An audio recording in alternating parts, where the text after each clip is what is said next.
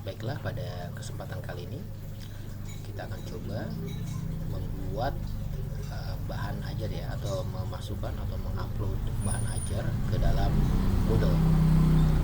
Ya, kita seperti biasa di course ini kita masuk kepada course yang sudah kita buat, yang ini kita masukkan bahan ajarnya. Sebagai contoh, ini English for presentation yang saya akan masukkan. Nah, di sini sudah ada beberapa section. Nah, di section ini seperti biasa, kalau memang untuk mengedit ya, kita masuk ke dalam edit mode. Nah, nanti akan terbuka settingannya ya. Nah, ini ada new section ya.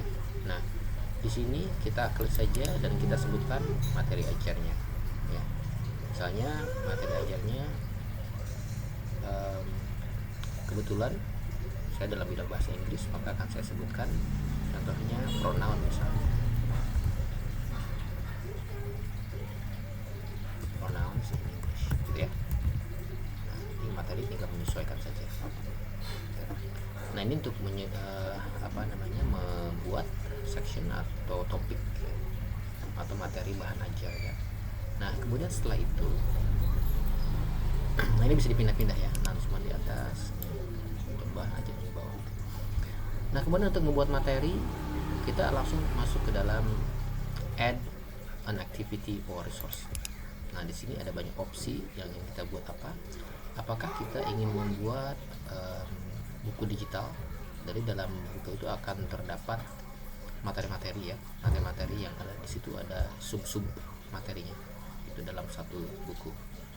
Bisa kita buat itu, atau misalnya mau latihan interaktif ya. Nah, untuk latihan interaktif kita masuk ke Edge 5P ini untuk membuat interaktif ya. Misalnya kita kasih contoh. Nah, di sini nah tadi kita buat tentang pronoun kan ya. Nah, ini ada description. Nah, ini description, penjabaran daripada materi ya. Misalnya kita akan belajar tentang kata ganti dalam bahasa Inggris.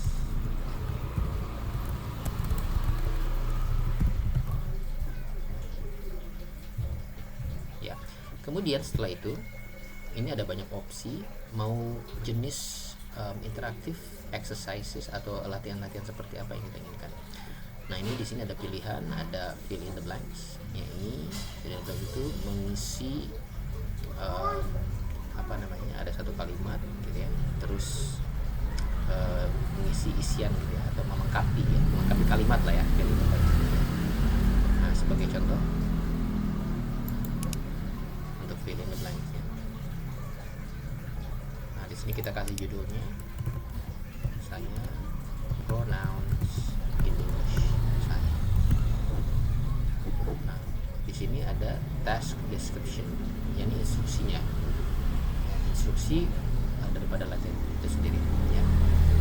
Ini fill in the missing words, artinya lengkapi kalimat berikut ini. Nah, di sini adalah contoh latihannya ya.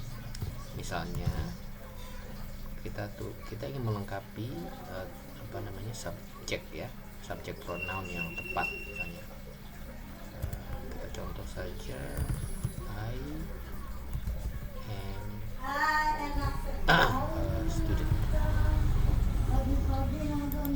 Nah, kita ingin mengisi ini dengan subjek pronoun, maka kita kasih tanda bintang diapit oleh tanda bintang yang ingin kita isi ya. Misalnya lagi,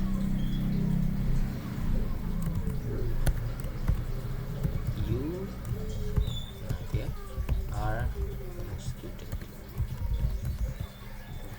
Nah, ini berarti nanti peserta atau murid kita diharapkan untuk mengisi kata ini ya,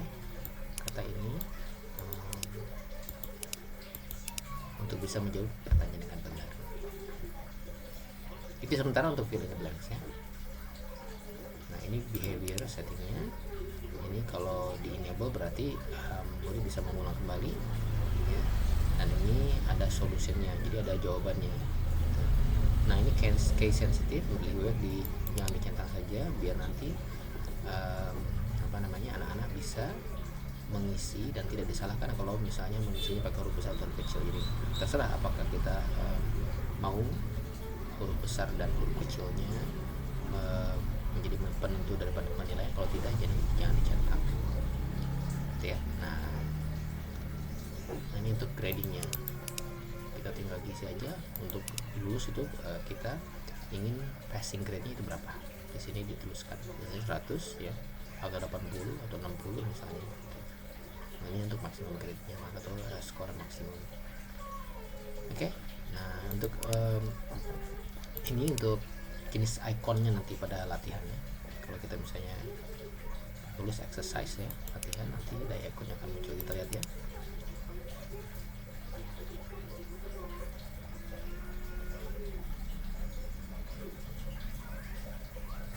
Nah seperti ini hasilnya ya, kita lihat di situ kan. Nah ini I, kemudian U, maka hasilnya betul. Oke, sekian untuk pengisian materi ya. Untuk yang lainnya silakan dicoba-coba saja. Untuk jenis-jenis latihannya ada pilihan ganda ya, kemudian ada juga multiple choice ya, ada single choice juga, kemudian ada short answer, dan ada drag atau memindahkan kata. Nah gitu, silakan saja bila ada yang ditanyakan, silakan di chat.